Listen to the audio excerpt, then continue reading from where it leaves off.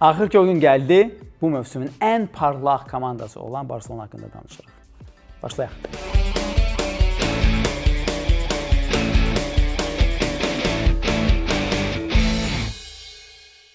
Barselona çox maraqlı bir кейsdir, deyə bilərik. Çünki bir tərəfdən ən çox neytralların belə diqqətlə baxdığı bir komandadır. Öz günündə istənilən komandanı darmadağın edə biləcək bir komandadır. Bunu Real Madrid və ya Bavariya München sizə deyə bilərlər. Digər tərəfdən isə çox qeyri-xarakterik belə Leganes, Las Palmas kimi komandalara belə o heç bir şey göstərməyib udzacaq bir komandadır. Gəlin bu iki çox ziddiyyətli tərəfləri bir-birində birləşdirən Barselonaya diqqətlə baxaq. Birinci olaraq onu deyək ki, bu ziddiyyət özünü hətta turnir cədvəlində də göstərir. 30 turdan sonra Barselona 67 xala malik idi və bu ötən il qeyri-çempionluq ilində Xavinin rəhbərliyi altında Barselonanın yığdığı xal qədər xaldır. Fərq ondan ibarətdir ki, hazırda ikinci yerdə gedən Real Madrid daha qeyri-sabit 4 xal geridədir. Keçən il isə 30 turdan sonra Madridin 75 xalı var idi və Barselonadan 8 xal öndə idi. Əlbəttə ki, bu turnir cədvəlindəki fərq də Barselonanın bir növ xeyrinədir və bu da Hansi Flikin komandasının çox müsbət bir növ mətbuata sahib olmasına gətirib çıxarır. Gəlin indi başa düşməyə çalışaq ki, Hansi Flik Barselonada nəyi dəyişib? Çünki mən nəyə görə Xavini misal göstərdim? Çünki yəni eyni dərəcədə xalqa yığıb, amma oyun, o xala gəlmək metodu o qədər transformativ fərqlidir ki, sən formanı görməsən, məlumatın olmasa, demək olmaz ki, bu eyni komandaydı. Hansi Flik, yəni bütün məşqçilər içində, Da Vincent Kompanyini də belə kölgədə qoyub, manyakal yüksək xətlə oynamağa meyillidir. Ümumiyyətlə, Hansi Flikin fəlsəfəsi nəyə görə yüksək xətlə oynayır ki, mümkün qədər meydanı qısaldır ki, və bu dar alanda istədiyi öz texnikalı oyuncuları istədiyi oyunu çıxara bilsinlər və istədiyi şəkildə build-up'ı realizə edə bilsinlər. Amma biz burada görəcəyik ki, Hansi Flik özü əslində Pep Guardiola qədər ya Marcelo Bielsa qədər dogmatik mövqe futbolu oynamır. O adam çox universaldır və Barselonanın da göz oxşayan olması bu qədər universallığındadır. Gəlin bir danışaq ilk öncə komandanın taktikasından. Barselona iki taktika əsasında oynayır. Birində burada biz 4-2-3-1 görürük. Bəzi hallarda isə double pivotlandır bu. 4-3-3 başqa tərcihidir. 4-3-3 oynayanda əsas məqsəd o 2-8-10 nömrələri tapmaqdır. Ən vacib, fundamental məqsəd meydanda həmin oyuncuları tapmaqdır. Bu taktikada nominal 10 nömrə ən vacib oyuncudur. Ən vacib oyuncu, yəni topla onu təchiz eləmək ən vacib məqsədlərdən biridir. Çünki mən ən vacib oyuncu deyəcəm, siz deyəcəksiniz, bəs Lamine Yamal o bu. Maraqlıdır ki, Barselonada zədəli olmayanda Inigo Martinez və Kubarsi ən çox pas atmış oyuncular idi və top 10-luğa ən çox pas atan oyuncular, link-up oyuncuları arasında Pedri və Casado da aid idilər. Halbuki hazırda bir dəqiqə Casado zədəli olsa da, yenə də o top 10-luğundan düşmür. Bu, Barselonanın nə qədər pasta fokus olduğunu göstərir.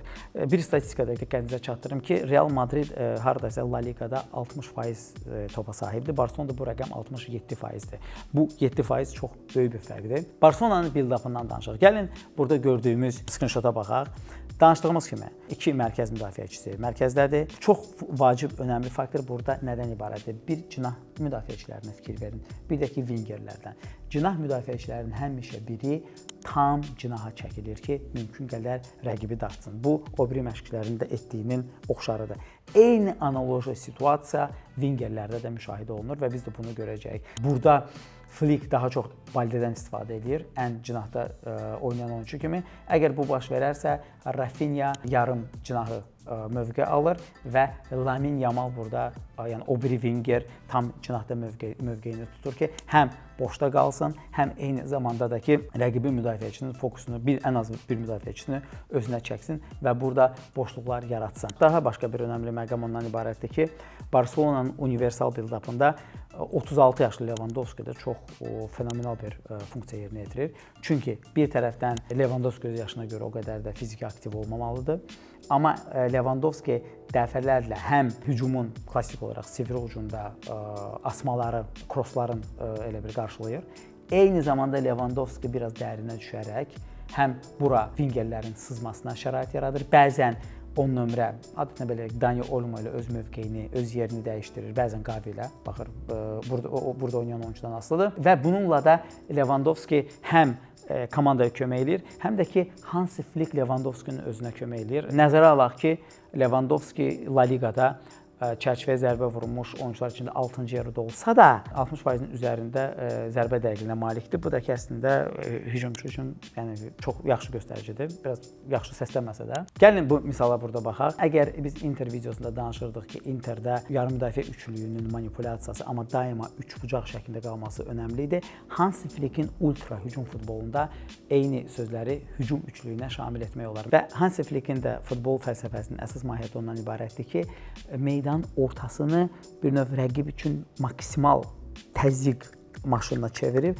rəqibi o təzyiqdə sıxıb əzməkdir. Məsəl üçün, bu gördüyümüz epizodda həm burada double pivot var, Pedri, Casado bir-birinin yanındadılar. Burada Fermin Lopez şərti 10 nömrəni funksiyasını yerinə yetirir. Kunde müdafiədən hücuma qoşulub. Yamal, Lewandowski, Rafinha üçlüyü əslində meydanda olduğu formasiyada da, amma hər ikisi yarımcinaqdadır və ən əsas, həminki prinsip, bayaqsa izah etdiyimiz prinsip yerindədir. Balde yenə də boş mövqedədir. Onun da məqsədi ondan ibarətdir ki, əgər birdən mərkəzdən hücum qurulması alınmazsa, topu sola keçirsin və hücum oradan qurulsun. Və burada Barselonanın ən açar futbolçularından biri Pedri'dir. Çünki Pedri həm müdafiədən hücuma keçid futbolunda əsas sürəti təmin edən oyunçudur. Və bir də Flick'in çox maraqlı fəlsəfəsi var ki, adam dogmatik olaraq ancaq mövqe qısa paslardan çıxmır. Eyni zamanda, məsələn, bu epizodda gördüyümüz kimi, bu epizodda konkret olaraq uzun pas edən Kunde'dir, amma ona arxadan dəstək verən, yəni Rafinha arxadan dəstək verən ən önəmli oyunçu Pedri'dir. Zaten double pivot, yəni ikili orta sahə oyunçuları hücuma keçəndə burada əsas ritmi diktə edən futbolçu Pedri'dir. Ona görə böyük oyunlarda, məsələn üçün, böyük oyunlar deyirkən, yəni Barselona uğursuz oynadığı oyunlarında bəzən Pedri'nin olmamağı, bəzən isə onunla personal çox uğurlu oyunda çox şey həll edir. Çünki bu zaman link-up baş tutmur. Gəlin indi Barselonanın zəifliklərindən danışaq. Barselonanın ən böyük zəifliyi bəlkə də hələ onun fanatik oyun fəlsəfəsindən irəli gəlir. Bu oyun fəlsəfəsi nədən ibarətdir ki, həddindən artıq çox yüksək xəttlə oynamasıdır. Məsələn, Benfica ilə maçda siz görə bilərsiniz.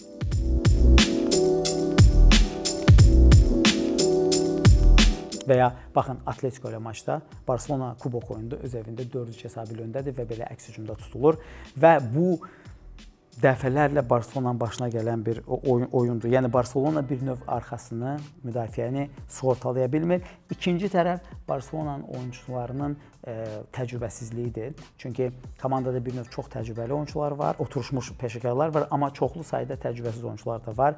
Məsələn üçün Kuberstinin Benfica ilə maçdakı qırmızı kartı bir tərəfdən Barselonanın yüksək xəttindən doğurdu, digər tərəfdən məsələn üçün həmin oyunda Benfica'nın yerinə daha böyük bir rəqib olsaydı və ya Benfica özü daha effektiv olsaydı, həmin oyun Barselona məğlub edə bilərdi və ondan sonra Barselonanın cavab görüşündə problemi olardı. Yəni ki, ev oyununa 1-0-dan avantajla gəlmək bir şeydir, məğlub olub gəlmək tam ayrı şeydir.